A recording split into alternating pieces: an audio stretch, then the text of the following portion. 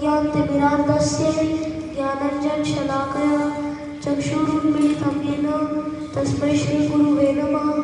वाञ्छाकल्पतरुभ्यश्च कृपासिन्धुभ्य एव च पतितानां पावनेभ्यो वैष्णवेभ्यो नमो नमः। श्रीकृष्ण चैतन्य प्रभु नित्यानंद श्री अद्वैत गदाधर श्रीवासादि गौरभक्तवृंद हरे कृष्णा कृष्णा कृष्णा हरे हरे हरे राम राम राम हरे हरे। मैं सर्वप्रथम अपने गुरुपाद पर ओम विष्णुपाद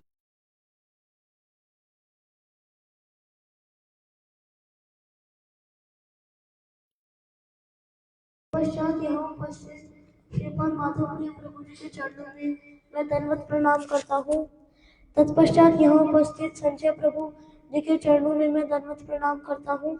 समस्त गुरु परंपरा के चरणों में मैं दंडवत प्रणाम करता हूँ। यहाँ उपस्थित सभी भक्तों को मेरा यथा योग्य दंडवत प्रणाम। श्रीमद् भागवतम के चतुर्थ स्कंद में ध्रुव महाराज जी की कथा का वर्णन आता है। ब्रह्मा जी के कुछ पुत्रों ने नैष्ठिक ब्रह्मचर्य का व्रत लिया था, जैसे चार कुमार ऋभु, हंस, यति, अरुणी, नारद मुनि आदि। फिर सृष्टि की रचना करने के लिए ब्रह्मा जी ने अपने शरीर से एक पुरुष और एक स्त्री को प्रकट किया। पुरुष का नाम हुआ स्वयंभू मनु और स्त्री का नाम हुआ शत्रुपा। ये संसार के प्रथम पुरुष और स्त्री हुए। मनु की संतान होने के कारण ही हम मनुष्य कहलाते हैं। स्वयंभू मनु और शत्रुपा के दो पुत्र हुए, प्रियव्रत और उत्तानपाद।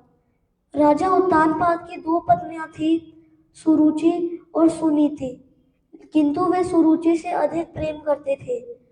सुरुचि के पुत्र का नाम उत्तम था और सुनीति के पुत्र का नाम ध्रुव था। एक दिन राजा उत्तानपाद सुरुचि के पुत्र उत्तम को अपने गोद में बिठाकर उसे पुचकार रहे थे और लाड लडा रहे थे। फिर तभी सुनीति का 5 वर्ष का बालक ध्रुव भी पिता की गोद में चढ़ने का प्रयास करने लगा, लेकिन राजा ने उस पर अधिक ध्यान नहीं दिया।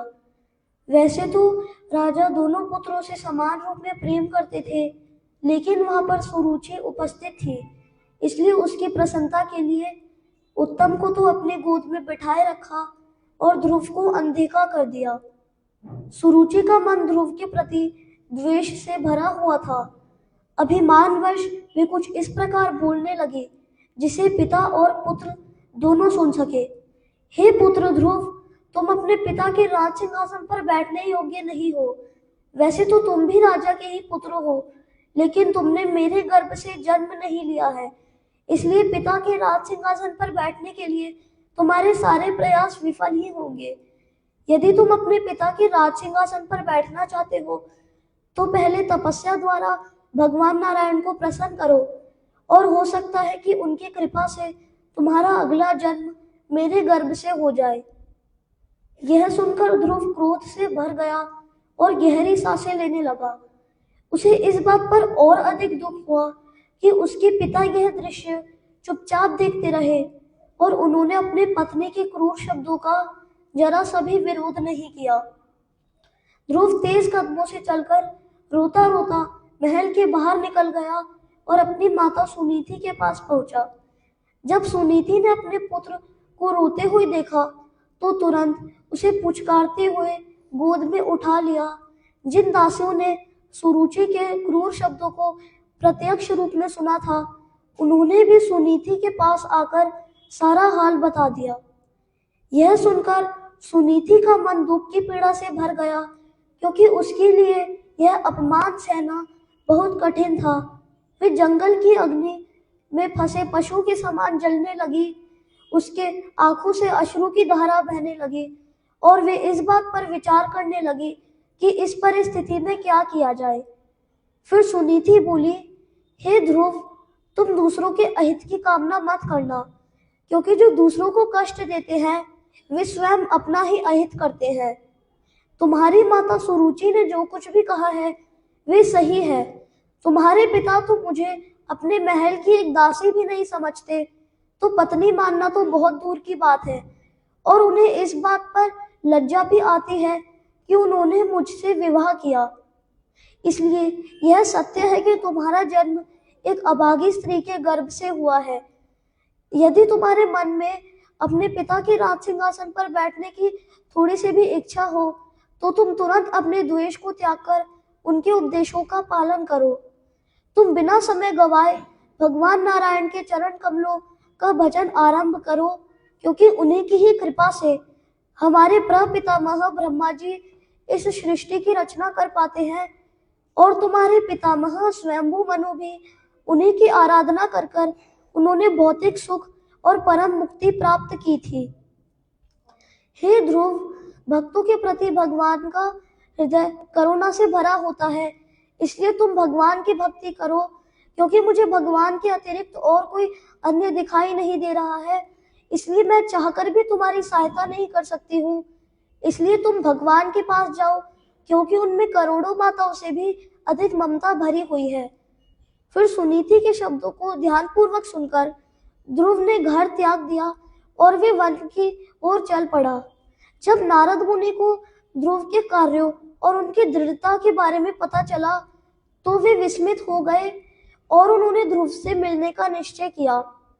वे ध्रुव के सामने प्रकट हुए और अपने शुभ हाथों को ध्रुव के मस्तक पर स्पर्श किया और बोले, हे ध्रुव, तुम तो अभी बहुत छोटे हो और तुम्हारी आयु तो अभी खेलने खाने की है। बच्चों को तो सम्मान और अपमान का अधिक ज्ञान भी नहीं होता, फिर तुम अपने सौतेली माता के क्रूर शब्दों को सुनकर इतना अपमानित अनुभव क्यों कर रहे हो? हमारे जीवन में जो कुछ भी होता है वे हमारे पूर्व जन्मों का ही फल होता है, इसलिए हमें उसे भगवान की कृपा मानकर स्वीकार कर लेना चाहिए। भगवान की कृपा प्राप्त करने के लिए तुमने योग पद्धति का पालन करने का निश्चय किया है, किंतु यह पद्धति सरल नहीं है। बड़े बड़े ऋषि मुनि भी इसमें असफल हो जाते हैं। फिर तुम तो एक छोटे से बालक हो, इसलिए मेरा कहा मानो और घर लौट जाओ।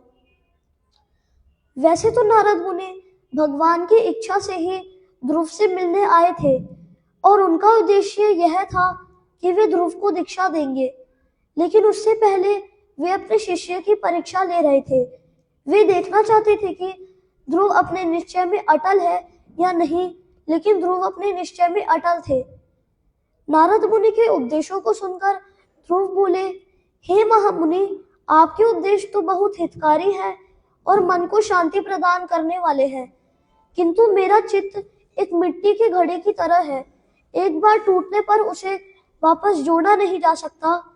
अपनी विमाता के तीक्ष्ण बाण जैसे शब्दों को सुनकर मेरा हृदय छलनी हो गया है और मेरे मन में उसका प्रतिशोध लेने के अतिरिक्त और कोई अन्य विचार नहीं आ रहा है। इसलिए मैं आपके सदुपदेशों का लाभ नहीं ले सकता। मैं एक ऐसा पद प्राप्त करना चाहता हूँ जिसे आज तक किसी ने भी प्राप्त ना किया हो।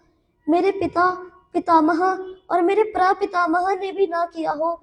इसलिए आप मुझ पर दया कीजिए कि जिससे मैं इस कठिन लक्ष्य को प्राप्त कर सकूं। हे नारद मुनि, आप सूर्य के समान दूसरों का कल्याण करने के लिए विचरण करते रहते हैं। इसलिए आप मुझे ऐसे उपदेश दीजिए कि जिससे मैं इस कठिन लक्ष्य को प्राप्त कर सकूं। फिर ध्रुव के वचनों को सुनकर नारद मुनि बोले, हे वत्स, तुम्हारा मंगल हो। तुम यमुना नदी के तट पर स्थित मधुवन में जाओ और वहां प्रतिदिन यमुना नदी में 3 बार स्नान करना। तुम अष्टांग योग के नियमों का पालन करते हुए इस 12 अक्षरी मंत्र ओम नमो भगवते वासुदेवाय का जप भी करना। वन में रहते हुए एक व्यक्ति बालू और पानी को मिलाकर भगवान की मूर्ति भी बना सकता है और ठीक रूप से उनकी पूजा भी कर सकता है। यदि ऐसा संभव न हो तो वे मन में ही उनकी पूजा कर सकता है। तुम भगवान की एक मूर्ति बनाना और उन्हें फल फूलों का भोग लगाना और हो सके तो उन्हें तुलसी भी अर्पण करना, क्योंकि भगवान को तुलसी बहुत प्रिय है। इसके साथ साथ तुम भगवान की उन दिव्य लीलाओं का स्मरण करना जो वे अलग अलग अवतारों में करते हैं। यह सुनकर ध्रुव ने अपने गुरु नारद मुनि की प्रदक्षिणा की और वे मधुवन की ओर चल पड़े। मधुवन पहुंचकर ध्रुव ने यमुना नदी में स्नान किया और पहली रात्रि उपवास रखा। पहले महीने में ध्रुव ने हर तीसरे दिन कुछ फल और जंगली बेर ही खाए। दूसरे महीने में ध्रुव ने हर छठे दिन कुछ पत्ते और सूखी घास ही खाई। तीसरे महीने में ध्रुव ने हर 9वें दिन थोड़ा सा जल ही पिया और चौथे महीने में उन्होंने अपनी श्वास क्रिया को सिद्ध कर लिया। वे 12 दिनों में एक बार सांस लेकर अपने प्राणों को धारण करते थे। फिर 5वें महीने में ध्रुव ने अपनी श्वास क्रिया पर इतना नियंत्रण कर लिया कि वे भगवान का ध्यान करते एक पैर पर खड़े रहते थे। फिर ध्रुव ने परम भगवान को अपने हृदय में धारण किया। वैसे तो ध्रुव का शरीर बहुत छोटा था, लेकिन सारे ब्रह्मांडों को अपने अंदर समेट कर रखने वाले भगवान उनके अंदर निवास कर रहे थे, इसलिए उनके शरीर का भार बढ़ने लगा। फिर जैसे ही ध्रुव ने अपने शरीर के सारे छिद्रों को बंद कर लिया तो ब्रह्मांड की प्राण वायु रुकने लगी। परिणाम स्वरूप देवताओं की सांसें रुकने लगी और वे बेहाल होकर भगवान के पास पहुंचे और उनसे प्रार्थनाएं करने लगे। देवताओं की प्रार्थनाओं को सुनकर भगवान ने उत्तर दिया, हे देवगणों, तुम भयभीत मत हो। यह वायु का रुकना ध्रुव की तपस्या का परिणाम है। मैं उसकी तपस्या को जाकर रोक दूंगा और फिर तुम इस संकट से मुक्त हो जाओगे। यह कहकर भगवान गरुड़ की पीठ पर बैठकर मधुवन में जहां ध्रुव तपस्या कर रहे थे वहां पहुंचे। ध्रुव जिन भगवान का अपने हृदय में ध्यान कर रहे थे वह छवि लुप्त हो गई और अत्यंत खिन्न होकर उन्होंने अपनी आंखें खोली और उन्हीं भगवान को अपने सामने प्रकट देखा जिनका वे अपने हृदय में दर्शन कर रहे थे। भगवान को देखकर उन्होंने भगवान को साष्टांग दंडवत प्रणाम किया और वे उन्हें ऐसे देख रहे थे कि जैसे उन्हें अपनी आंखों से पी जाएंगे। भगवान का दर्शन कर कर उन्हें भगवान की स्तुति करने की इच्छा प्रकट हुई, लेकिन वे तो अभी छोटे से बालक थे, इसलिए उन्हें भाषा और व्याकरण का अधिक ज्ञान नहीं था। किंतु भगवान तो प्रत्येक जीव के हृदय में स्थित है। वे ध्रुव की भावनाओं और उनकी उलझन भरी परिस्थितियों को जानते थे। फिर भगवान ने अपने शंख को ध्रुव के मस्तक पर स्पर्श किया और संपूर्ण वैदिक ज्ञान ध्रुव के अंदर उदित हो गया। फिर ध्रुव ने बहुत सारे श्लोकों के साथ भगवान की स्तुति की। उनमें से जो मुख्य बात उन्होंने कही वह है, भक्तिम मुहु प्रवहताम त्वयि में प्रसंगो भूयाद अनंत महताम अमलाशयानाम ये नान जसोल बनम उरु व्यसनम भवाब्दिम निश्चय भगवत गुण कथामृत पान मत्तः। हे अनंत, जो आपकी निरंतर भक्ति करने वाले शुद्ध भक्त हैं, मुझे उन महात्माओं का हर समय संग प्राप्त होते रहे। उनके संग द्वारा ही मैं आपके गुण कथामृत का पान करके इस भयानक और दुखों से भरे संसार को अनायास ही पार कर जाऊंगा। फिर आगे ध्रुव जी कह रहे हैं, स्थान अभिलाषी तपसी स्थितो अहम त्वाम प्राप्तवाम देव मुनिंद्र गुह्यम काचम विनिचवाम अपि दिव्य रत्नम स्वामिन कृतार्थो अस्मि वरम नायाचे। मैंने एक बहुत बड़ा पद प्राप्त करने के लिए कठोर तप किया, किंतु अब आप मुझे प्राप्त हो गए हो। मैं तो एक कांच का टुकड़ा ढूंढने निकला था, लेकिन अब आप मुझे एक दिव्य रत्न के रूप में प्राप्त हो गए हो, इसलिए मैं आपसे कोई वर की इच्छा नहीं करता हूँ। अब ध्रुव की कोई सांसारिक इच्छा नहीं रही और वे जिस पद को प्राप्त करने के लिए उन्होंने भगवान का भजन किया, अब उन्होंने उसी पद को ही कांच का टुकड़ा कह दिया। इसका अर्थ यह हुआ कि उन्होंने अपने पिता के राज सिंहासन, अपने पितामह के पद और अपने प्रपितामह ब्रह्मा जी के पद को भी कांच का टुकड़ा कह दिया। अब ध्रुव की कोई सांसारिक इच्छा नहीं रही, लेकिन फिर भी भगवान ने उनकी इच्छा पूरी करी। प्रार्थनाएं करने के पश्चात जब ध्रुव शांत हुए तो भगवान बोले, हे ध्रुव, मैं तुम्हारी इच्छा पूरी करूंगा। मैं तुम्हें ध्रुवलोक का राज्य देता हूँ। आज तक इस ध्रुवलोक पर किसी ने भी राज्य नहीं किया है और यह ध्रुवलोक प्रलय में भी नष्ट नहीं होता है। फिर कुछ समय पश्चात तुम्हारे पिता वानप्रस्थ स्वीकार करेंगे। तुम 36,000 वर्षों तक पृथ्वी पर शासन करोगे। इतना लंबा समय व्यतीत करने पर भी न ही तुम वृद्ध होगे और न ही तुम्हारी इंद्रियां दुर्बल होंगी। फिर तुम्हारे राज्यकाल के दौरान शिकार खेलते समय तुम्हारे भाई उत्तम का वध हो जाएगा और अपने पुत्र की मृत्यु से उन्मत्त सुरुचि भी उसे वन में ढूंढने जाएगी और वहां लगी आग में जलकर उसकी भी मृत्यु हो जाएगी। तुम अपने राज्यकाल में अनेक महायज्ञ करोगे और विशाल धन संपदा दान में दोगे। इस प्रकार तुम अतुलनीय सुख का भोग करोगे और मृत्यु के समय तुम्हें मेरा स्मरण रहेगा। इस प्रकार तुम अपने मनुष्य जीवन को सफल कर कर वैकुंठ धाम में प्रवेश करोगे और तुम्हें कभी जन्म मृत्यु के चक्र में फिर से नहीं आना पड़ेगा। फिर ध्रुव की प्रार्थनाओं को स्वीकार कर कर और अपनी बात कहकर भगवान गरुड़ की पीठ पर बैठकर वापस वैकुंठ धाम लौट गए। अब ध्रुव की मनोकामना पूर्ण हो चुकी थी, लेकिन फिर भी वे प्रसन्न नहीं थे। उन्हें ग्लानि होने लगी कि अपने सौतेली माता से प्रतिशोध की भावना और ब्रह्मा जी से भी बड़ा पद प्राप्त करने की कामना से उन्होंने भगवान का भजन किया। वे बिल्कुल भी प्रसन्न नहीं थे और वे बहुत लज्जित थे, क्योंकि वे समझ गए थे कि ऐसी इच्छाएं भक्तों के हृदय में शोभा नहीं देती। फिर अब वे घर लौटते समय वे स्वयं को धिक्कारने लगे, ओह, ये मैं क्या कर बैठा।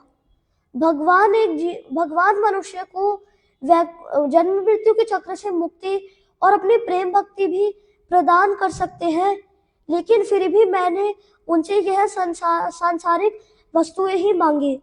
बड़े बड़े ऋषि मुनियों को भी भगवान का दर्शन प्राप्त करने के लिए जन्मों जन्मों तक तपस्या करनी पड़ती है, लेकिन मैंने तो यह 6 महीनों में ही प्राप्त कर लिया।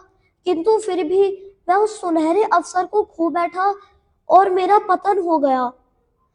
मैं अपने भाई और अपनी सौतेली माता को वो अपना शत्रु समझने लगा और मुझे नारद मुनि के रूप में एक शुद्ध भक्त का संग भी प्राप्त हुआ, जिनके निर्देश के अनुसार मैंने भगवान का भजन किया। मैंने भगवान को संतुष्ट भी किया, लेकिन फिर भी उनसे सेवा तथा भक्ति मांगने के स्थान पर मैंने उनसे प्रसिद्धि तथा ख्याति ही मांगी। मैं उस निर्धन के समान हूँ जो एक महान सम्राट को प्रसन्न करता है और उससे मनचाही वस्तुएं भी मांग सकता है, लेकिन फिर भी वे क्या मांगता है? कुछ टूटे हुए चावल के दाने। भगवान चाहे तो मुझे वैकुंठ धाम भी ले जा सकते थे, लेकिन मेरी दूषित इच्छाओं के फल स्वरूप उन्होंने मुझे 36,000 वर्षों तक पृथ्वी का राज्य दे दिया। इसी बीच राजा उत्तानपाद को ध्रुव के घर लौटने की सूचना मिली और वे बहुत प्रसन्न हुए, किंतु अभी तक उनका मन ग्लानि से भरा हुआ था। वे सोचने लगे कि मेरे कारण ही ध्रुव को घर त्यागना पड़ा। फिर जैसे ही ध्रुव घर लौटे तो उनका भव्य स्वागत हुआ। ध्रुव ने अपने पिता को प्रणाम किया और फिर अपनी दोनों माताओं को प्रणाम किया। जब ध्रुव ने सुरुचि के चरणों में प्रणाम किया तो सुरुचि ने उसे उठाकर आलिंगन कर लिया। फिर ध्रुव ने अपने भाई उत्तम को भी गले से लगा लिया। फिर कुछ समय पश्चात उनके पिता ने वानप्रस्थ स्वीकार करा, अर्थात वे वन में भजन करने के लिए चले गए। फिर ध्रुव महाराज का विवाह हुआ और जैसा भगवान ने कहा था वैसा ही हुआ। शिकार खेलते समय उनके भाई उत्तम का एक शक्तिशाली यक्ष ने वध कर दिया और अपने पुत्र की मृत्यु से उन्मत्त सुरुचि भी उसे वन में ढूंढने गई और वहां उसकी भी मृत्यु हो गई। अपने भाई की मृत्यु का प्रतिशोध लेने के लिए ध्रुव ने बहुत सारे यक्षों को का वध कर दिया।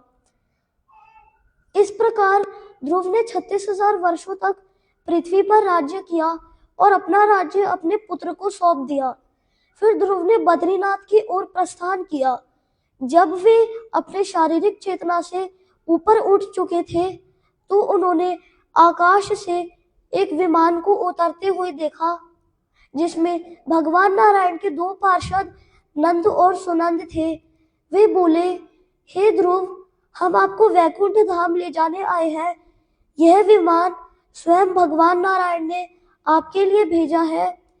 फिर जैसे ही ध्रुव विमान में चढ़ने के लिए आगे बढ़े तो मूर्तिमान स्वरूप में मृत्यु उनके सामने प्रकट हो गई और वे मृत्यु के सिर पर पैर रखकर उस विमान में चढ़े।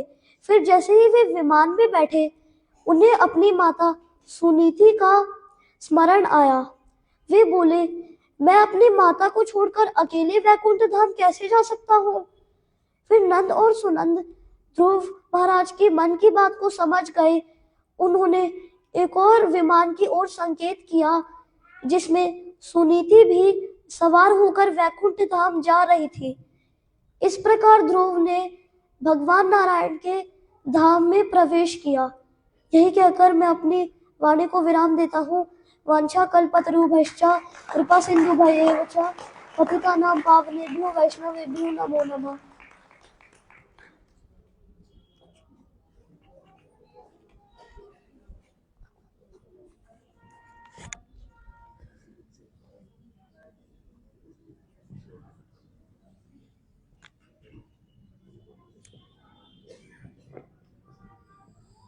गुरुवे गौरचंद्राय राधिकाय तदालय कृष्णाय कृष्ण भक्ताय तद्भक्ताय नमो नमः। नमो विष्णुपादाय शिरोप रघुनाथ पृष्ठाय भूतले श्रीमते भक्ति वेदांत नारायण गोस्वामी इति नामिने। वाञ्छाकल्पतरुभ्यश्च कृपा सिन्धुभ्यैव च पतितानां पावनेभ्यो वैष्णवेभ्यो नमः। जय रूप सनातन भट्ट रघुनाथ श्री जी गोपाल दास रघुनाथ ये 6 गोसाई करी चरण वंदन जहाँ है विघ्ननाश अभिष्ट पुराण। श्री कृष्ण चैतन्य प्रभु नित्यानंद श्री अद्वैत गदाधर श्रीवासादि श्री गौर भक्त वृंद। बोलो जोर से हरे कृष्णा कृष्णा कृष्णा हरे हरे, हरे राम राम राम हरे हरे। मैं सर्वप्रथम अपने परम राध्यतम गुरुपाद पद्म जगत गुरु नित्य लीलापृष्ठ ओम विष्णुपाद अष्टोत्तर शशि श्रीमद शिल भक्ति वेदांत नारायण गोस्वामी महाराज जी के श्री चरण कमलों में अनंत कोटि दंडवत प्रणाम ज्ञापन करता हूँ। तदनंतर नित्य लीलापृष्ठ ओम विष्णुपाद अष्टोत्तर शशि श्रीमद शिल भक्ति विज्ञान भारती गोस्वामी महाराज जी के श्री चरण कमलों में मेरा अनंत कोटि दंडवत प्रणाम। समस्त रूपानु गुरु परंपरा सपार्श सपरिकर जगत गुरु शिला प्रभुपाद भक्ति सिद्धांत सरस्वती गोस्वामी ठाकुर जयुक्त हो, सपार्श सपरिकर श्री गौर नित्यानंद प्रभु श्री राधा माधव जयुक्त हो, उपस्थित पूज्यपाद श्री माधव प्रिय प्रभु, अन्य ब्रह्मचारी वृंद वैष्णव वैष्णवी, सबके चरणों में मेरा जथा योग्य दंडवत प्रणाम। हरे कृष्ण। आज एकादशी का शुभ दिवस है और अभी हमारे माधव प्रभु जी के अनुगत्य में माधव जी की कथा सुनाई। कथा सुनी तो आप लोगों ने हैं?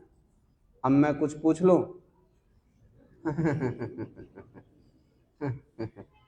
पूछूं? हैं?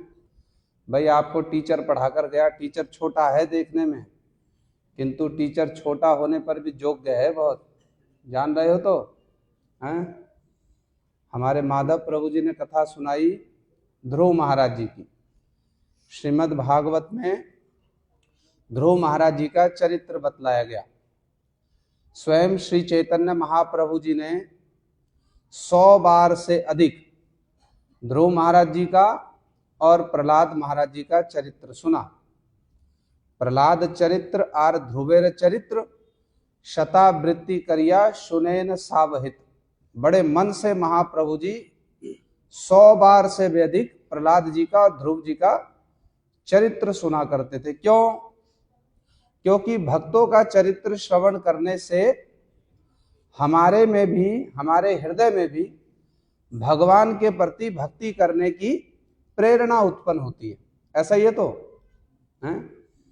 ध्रुव महाराज जी की कथा हम लोगों ने सुनी, उसका सार क्या निकला? क्या निकला उसका सार? अब बतलाओ। ध्रुव महाराज जी की कथा जो आप लोगों ने सुनी, उसका क्या सार समझ में आया? कि हमको भी 6 महीने जंगल में जाके तपस्या करनी पड़ेगी, हैं? ये सार निकला? क्या निकला फिर? हाँ, जोर से बोलो, संकोच मत करो, ठाकुर जी के सामने संकोच मत करो, हैं? सार क्या निकला? सार निकला मालपुआ। क्योंकि एकादशी है, अब हमको तो उपवास रखा है जिन्होंने, उनका तो चिंता का विषय है कि कथा समाप्त हो और प्रसाद सेवा ही सार है प्रभु जी, और तो क्या सार है? क्या सार निकला? झट करके बतला दो, समय समाप्त हो चला है।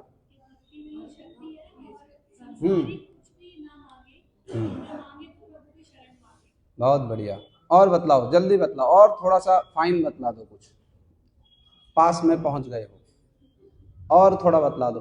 पीछे वालों ने सुनी है कथा? हैं? क्या समझ में आया? हाँ, बहुत बढ़िया। ये बात आपने ठीक कही, और बतलाओ। बहुत बढ़िया, मिलेंगे, बहुत बढ़िया। इसका अर्थ ये हुआ सुन तो रहे हैं?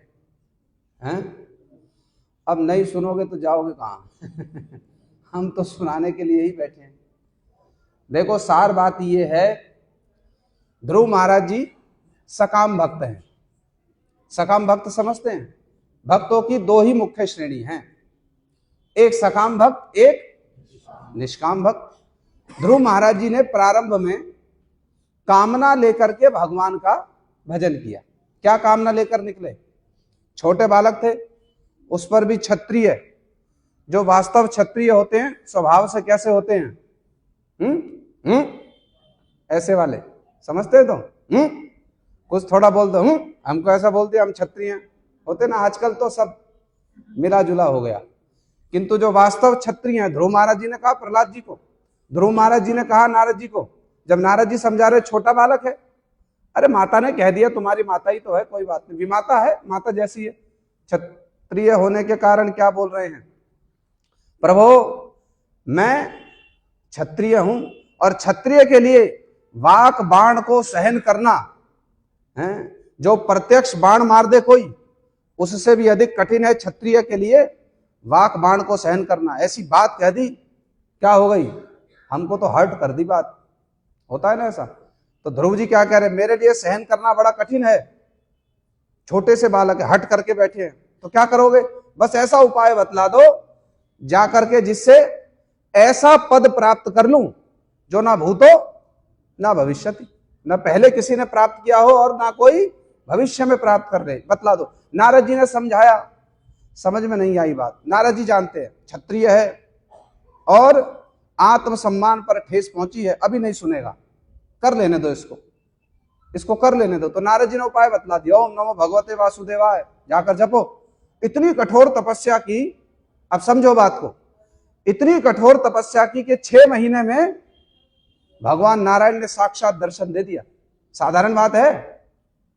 बड़ी असाधारण बात है। एक तो 5 वर्ष का छोटा सा बालक, और ऐसी कठोर तपस्या की कि 6 मास में ही क्या हुआ, भगवान नारायण ने दर्शन दे दिए। किंतु जब भगवान का दर्शन हुआ तो ध्रुव महाराज जी के मन में क्या आया, ओहो, मैं तो कांच ढूंढने के लिए निकला था किंतु मुझको मणि मिल गई। मैं तो कांच ढूंढने के लिए निकला था, मुझको क्या मिल गई, मणि मिल गई। भगवान का दर्शन किया तो हृदय में जो कुछ सकाम भाव के कलमश थे वो धुल गए। और जब धुल गए तो ध्रुव महाराज जी ने सार स्वरूप क्या मांगा, ये समझो। कथा का जो सार एसेंस है वो क्या है, श्री ध्रुव महाराज जी ने क्या मांगा भगवान से, हैं? क्या मांगा? बालक ने बतलाया था कथा में, हैं? नहीं, उल्टा बुझली राम। साम्राज्य और प्रसिद्धि के लिए तो गए थे, जब भगवान सामने आ गए तो उनसे क्या मांगा। हाँ, ये सुनी कथा ध्यान से। सार बात क्या है, क्या मांगा, प्रभु यदि मुझको देना है तो क्या दे दो, क्या दे दो, भक्तों का संग दे दो। ये बात ध्रुव जी के मन में क्यों आई, क्यों आई? अब समझो बात को, ये बात ध्रुव जी के मन में क्यों आई? भगवान से जो सामने खड़े हैं, ध्रुव जी क्या मांग रहे हैं, मुझको अपने भक्तों का संग दे दो। जो कुछ मैं इच्छा लेकर के आया था वो सब तो प्रभु तुच्छ है, कुछ भी नहीं है, क्योंकि इस शरीर के साथ में सब छूट जाएगा। नाम है, प्रसिद्धि है, सब कुछ है, इस शरीर का ही तो है ना। शरीर छूट जाएगा तो क्या होगा, वही मृत शरीर पड़ा है, बड़ा प्रसिद्ध, बड़ा बलवान, बड़ा योग्य, झट आत्मा निकली शरीर से, क्या होगा, हैं? उसका कोई मूल्य है? क्या मूल्य है? बस कहेंगे अपवित्र है। जिसको इतना प्रेम करते हो, जब उसमें से आत्मा निकल जाएगी तो वो वही वस्तु क्या हो गई, अपवित्र हो गई। अब उसको स्पर्श करोगे तो स्नान करना पड़ेगा, है कि नहीं ये नियम? तो विचार करके देखो। किंतु ध्रुव महाराज जी के मन में जो ये बात आई कि मैं भगवान से क्या मांग लूं, क्या मांग लूं, भक्तों का संग मांग लूं, ये बात उनके मन में क्यों आई?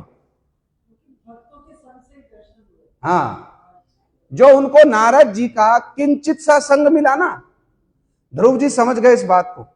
जिन्होंने क्षण भर में मुझको ये मंत्र दे दिया, क्षण भर में जो मंत्र दिया और जो विधि बतलाई, उस क्षण भर के संग से ही मुझको भगवत प्राप्ति हो गई। नारद जी का संग मिला ना, कितनी देर के लिए मिला था? जा रहे थे ध्रुव जी तो बड़ी जल्दी में, सुनने को भी तैयार नहीं थे। भाई साहब बतलाना है तो बतला दो, नहीं मैं चला। रुकने वाले नहीं थे, क्योंकि क्रोध में आविष्ट है, क्षत्रिय है ना, भयंकर क्रोध में आविष्ट है, प्राप्त करके ही छोड़ूंगा। तो नारद जी का उनको जो क्षण भर का संग मिला, ध्रुव जी जानते थे उस बात को। बड़ी अच्छी बात कहते श्री चक्रवर्ती पाद जी टीका में, बड़ी अच्छी बात कहते ध्रुव जी को वो स्मरण है अच्छे से, और वो जानते हैं कि जिनके क्षण भर के संग ने, विधि किसने बतलाई थी, मंत्र किसने बतलाया है? तो ध्रुव जी जानते, ये क्षण भर के संग ने 6 मास में भगवत प्राप्ति करा दी, तो उनका निरंतर संग मिल जाएगा तो क्या वस्तु नहीं मिल जाएगी। इसलिए ध्रुव जी ने सब कुछ छोड़ करके क्या मांगा, प्रभु यदि देना तो अपने भक्तों का संग दे दो बस। क्योंकि यदि आपके भक्तों का संग मिल गया तो भगवान भी अपने आप को पूरा देना चाहे नहीं दे सकते, कुछ बाकी रह जाएगा। किंतु भगवान के भक्त यदि भगवान को देना चाहे, कुछ बाकी नहीं रहेगा। भगवान अपने भक्तों के बिना अधूरे हैं। भगवान जो हैं अपने भक्तों के बिना अधूरे। तो भगवान स्वयं को भी किसी को देना चाहें तो क्या होगा, दे सकते हैं। अच्छा, भगवान यदि इच्छा करे कि मैं अपने आप को किसी को दे दूं, दे सकते हैं, हैं? दे सकते हैं? बतलाओ, जल्दी बतलाओ। क्यों? भगवान तो स्वतंत्र हैं, स्वराट हैं, परम स्वतंत्र हैं। हाँ, देखा, कितनी अच्छी बात बतलाई माता जी। अरे भगवान तो भक्त के अधीन है। यदि मैं किसी के अधीन हूं तो अपने आप को दे सकता हूं किसी को? परमिशन लेनी पड़ेगी ना, मैं जिसके अधीन हूं। अब मठ में जो रहते हैं अपने से बड़े के अनुगत्य में रहते हैं, कहीं बाहर में जाना तो पूछ के जाएंगे ना, नहीं पूछ के जाएंगे तो क्या होगा? अब तो समय बदल गया। जब हम गुरुजी के पास में रहते थे थोड़ी देर के लिए तो चले जाओ तो क्या होगा? या तो मुख से शासन होगा या फिर कर कमलों से और चरण कमलों से शासन होगा। ऐसा ही होता है। तो क्यों? हम माने ना माने, किंतु बात तो यही है ना, हम अधीन हैं। तो जिसके अधीन है उसकी परमिशन लेनी पड़ेगी कि नहीं? तो भगवान किसके अधीन है? इसका प्रमाण क्या है? भगवान ने स्वयं दुर्वासा जी को बोला, अहम भक्त पराधीन ही आ स्वतंत्र द्विजा। भगवान ने ही माने निश्चित रूप में, मैं किसके अधीन हूं? भक्तों के अधीन हूं भैया। दुर्वासा जी के पीछे पड़े थे ना सुदर्शन जी, क्यों? अम्बरीश महाराज जी के चरणों में अपराध हो गया और कृत्या राक्षसी छोड़ दी। अम्बरीश जी तो हाथ जोड़कर खड़े थे, यही एकादशी का प्रसंग था। और दुर्वासा जी त्रिभुवन में दौड़ पड़े, किंतु कहीं रक्षा नहीं हुई। अंत में कहां पहुंचे? पहले ब्रह्मा जी के पास गए। ब्रह्मा जी ने कहा, भैया चलो यहां से आगे, सुदर्शन जी आ रहे, तुम्हारे साथ में रुकेंगे, हम पर ही विपत्ति हो जाएगी। शिव जी के पास में पहुंचे, अरे हम तो आप ही का अंश हो गए बाद में, अभी चलो आगे, हमारे पास तुमको रक्षा करने का सामर्थ्य नहीं है। कहां पहुंचे? नारायण के पास में। और क्या कहते? मैं भी आपका भक्त हूं। नारायण कहते हैं, मैं जानता हूं तुम कितने बड़े भक्त हो। भगवान ने भी क्या कहा? मैं जानता हूं तुम कितने बड़े भक्त हो। तो दुर्वासा जी को थोड़ा सा क्या हो गया? क्रोध आ गया है, मैं आपका भक्त नहीं हूं, ये अम्बरीश आपका भक्त है, मैं ब्राह्मण हूं और ये क्षत्रिय है, फिर भी आपका भक्त कैसे हो गया? भगवान थोड़ा सा मुस्कुराए और मुस्कुराकर क्या कहा? भक्त का लक्षण क्या होता है? भक्त का क्या लक्षण है? दुर्वासा जी ने कहा, भक्त का लक्षण है प्रभु वो शरणागत होता है। भगवान ने कहा, तुम हो कि नहीं हो? हाँ मैं हूं। भगवान फिर हंसे, यदि शरणागत हो तो त्रिभुवन में भागते क्यों फिर रहे हो? यदि शरणागत हो तो भागते क्यों फिर रहे हो सुदर्शन से? अब दुर्वासा जी को थोड़ी सी बुद्धि आई है, बात तो ठीक कह रहे, बात तो ठीक कह रहे भाई साहब, मैं तो भागता फिर रहा हूं और वो अम्बरीश कहां है? वो तो वहीं खड़े हैं। अम्बरीश के ऊपर में तुमने क्या फेंकी? मैंने कृत्या राक्षसी छोड़ी, वो भागा कहीं? वो तो नहीं भागा। क्यों? क्योंकि वो शरणागत है। वो तो शरणागत है ना। जब दुर्वासा जी ने अम्बरीश महाराज जी के ऊपर में कृत्या राक्षसी छोड़ी, इसको मार दो, अम्बरीश महाराज जी जहां खड़े थे एक पग भी पीछे नहीं हटे, हाथ जोड़कर भगवान को स्मरण किया। क्यों? शरणागत है। शरणागत को भय नहीं है, भगवान रक्षा करेंगे। लेकिन जब दुर्वासा जी के पीछे सुदर्शन भागे, एक कदम पीछे हटे ना, कितने कदम पीछे हटे? त्रिभुवन में भाग रहे। जब भाग रहे तो समझ में आ गया भक्त कौन है। भगवान ने कहा, भक्त कौन है? हाँ, जो शरणागत है। तो भगवान ने कहा, शरणागत अम्बरीश है। और मैं क्या हूं? अहम भक्त पराधीन, मैं भक्तों के अधीन हूं। तो जो मैं अधीन हुआ, अपने आप को कैसे दे देंगे? वो तो अधीन है ना, वो तो अधीन है। जो अधीन है वो अपने आप नहीं दे सकते। इसलिए शास्त्र में कहा गया, वैष्णवेर व श्री कृष्ण सर्व शास्त्रे को है, यही तत्व जानी लहो वैष्णवाश्रय। भगवान अपने भक्तों के अधीन हैं। इसलिए क्या करो? यदि भगवत प्राप्ति करनी हो तो ध्रुव महाराज जी ने क्या बतलाया? भगवान से उनके भक्तों का संग मांगो, और कुछ मत मांगो भगवान से। भगवान हमको आपके शुद्ध भक्तों का, प्रेमी भक्तों का, रसिक भक्तों का संग मिल जाए। संग मिल जाएगा तो क्या होगा? तोमार हृदय सदा गोविंद विश्राम। भगवान तो अपने भक्तों के हृदय में विश्राम करते हैं। इसलिए कहा गया, association is the most powerful thing to convert. यदि हमको भगवत भक्ति प्राप्त करनी है, ये बालक देख रहे हो छोटा सा, कैसे परिवर्तन आया है? भक्तों के घर में जन्म मिला है, वैसे ही संस्कार मिले हैं। इसलिए क्या हुआ? छोटी आयु से ही क्या हो रहा है? भगवत भजन करने का सुजोग है। तो इसलिए भैया, कथा बालक ने बहुत अच्छी सुनाई। आज एकादशी का दिन है, समय हो चला है। भगवान के निकट में जाओगे तो भगवान से बस एक ही वस्तु मांगना। क्या मांगोगे? प्रभु हमको आपके प्रेमी भक्तों का, रसिक भक्तों का, शुद्ध भक्तों का आपका संग प्राप्त हो जाए। बस यदि शुद्ध भक्तों का संग मिल जाए तो और कुछ मांगने की आवश्यकता ही नहीं रह जाएगी। गौर प्रेमानंदे हरि हरि बोल। हरे कृष्ण। कुछ बोलिए।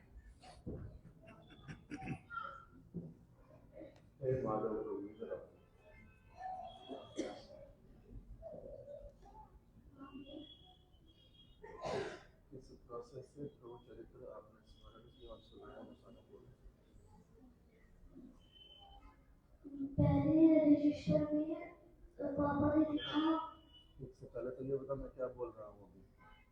ध्रुव महाराज जी की कथा मैंने बोली, तो पहले पापा ने रजिस्टर में लिखा, फिर उसके बाद उन्होंने कहा कि पहले उसको पढ़ो पूरे अच्छे से, फिर उन्होंने मेरे को बोल बोल के याद करवाया, फिर मतलब मेरे से बहुत बार सुनती रही वो, फिर मेरे को अच्छे से याद हो गया, मतलब बहुत बार रिवीजन करवाते थे एक दिन में।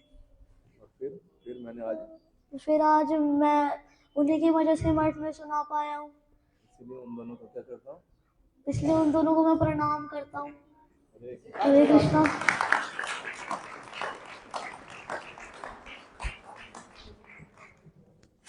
मैंने इसको पिछली बार भी समझाया था कि जो तेरे को स्मरण कराते हैं, लिख करके देते हैं, उनको जरूर प्रणाम करना। तो वो उनको कुछ समझता ही नहीं कि उनको क्या प्रणाम करना, किंतु जो पढ़ाते हैं, लिखाते हैं, तैयारी करते हैं, धन एकत्रित करते हैं, केयर करते हैं, विद्यालय में भेजते हैं, हर तरह की चीजें टॉलरेट करते हैं, जो सारा कुछ सिखाते हैं, उनको अगर प्रणाम ना करे कोई व्यक्ति तो उससे क्या होता है, विद्या वास्तविक रूप में अधिक समय तक ठहरती नहीं, वो चली जाती। स्मरण करके रट्टा लगा करके बोल दिया, किंतु वो जीवन में टिक जाए, उसकी शिक्षा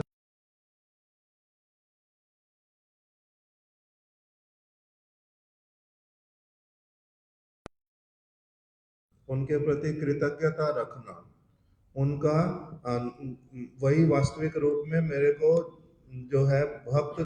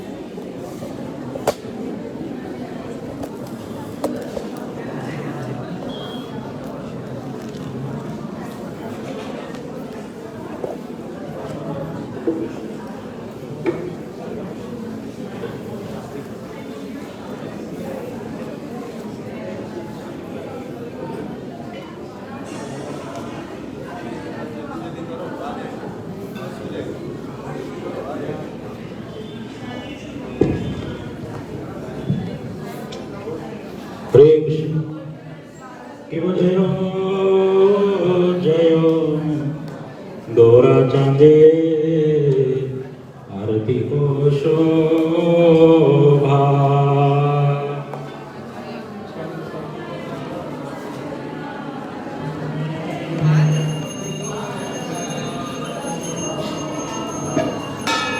कि वो जयो जयो गोरा चंदेरा रति को शोभा।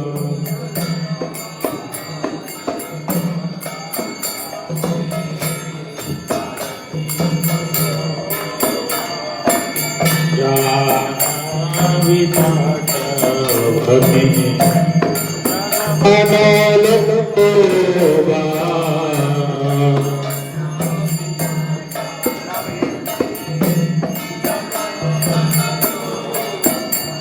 शिव दक्षिणी निताय राम गदाधर।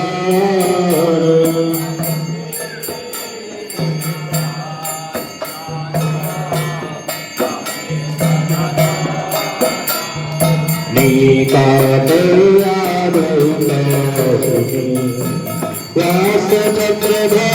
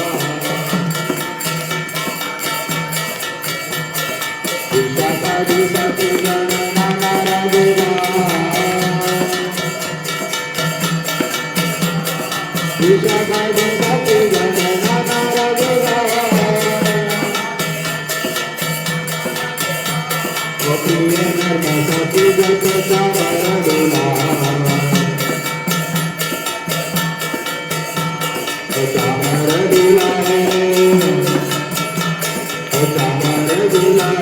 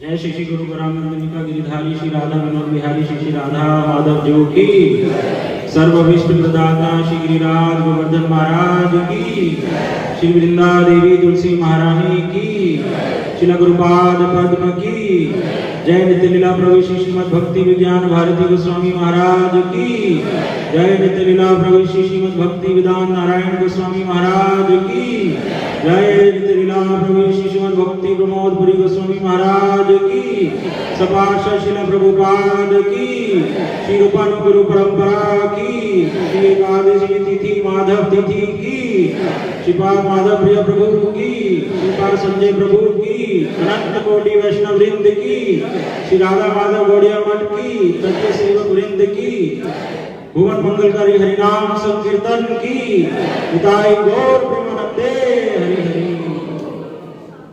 सभी भक्त लोग ठाकुर जी को प्रणाम करेंगे और उसके पश्चात नीचे प्रसाद की व्यवस्था। हरे कृष्ण।